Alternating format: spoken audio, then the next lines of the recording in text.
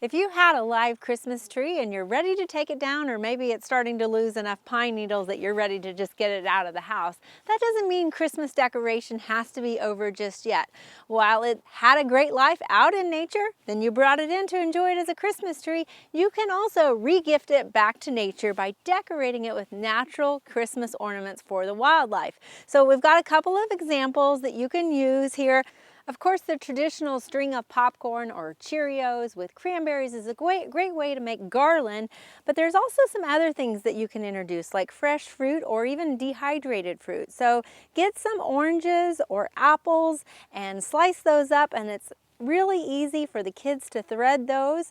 Now, when you are threading stuff, you want to try to make sure that you're using some sort of natural or cotton yarn or twine. And so that can just kind of break down versus some of the synthetic ribbons and things like that. Dried raisins is another good thing that wildlife might like to forage on. Now, another option for making ornaments is to get pine cones and then smear those with peanut butter and then roll them in bird seed. Now, if you or your kids are allergic to peanut butter, another option would be to use Crisco or some sort of animal fat to do that, or suet, and then smear it with the bird seed. Another thing to keep in mind, though, with these oily substances is when we have warmer temperatures, they can get a little bit oily, which means they can get on those birds' feathers as they're trying to get to that bird seed, which isn't good because it prevents that bird from being able to thermoregulate their temperature as well as they would like to do. So, in order to help reduce that problem, what we can do is we can mix in some cornmeal, get a nice consistency with cornmeal and peanut butter or your Crisco.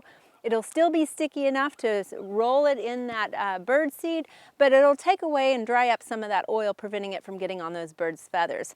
So they go crazy for these ornaments. So this is a great addition. They are a little bit heavy, so make sure you have some strong branches to hang those on. The other thing is birds really do love the black seed oiled sunflowers seeds. So if you're looking to which sunflower seed or bird seed to put on there, make sure you're looking at the black oiled sunflower seed. That's a good option. By putting your Christmas tree out in your backyard, and again, I would recommend putting it a little bit further away from the main part of the house, because obviously we're going to be inviting creatures into our backyard. A way to incorporate the educational component is to have your kids observe the wildlife that comes and visits that tree.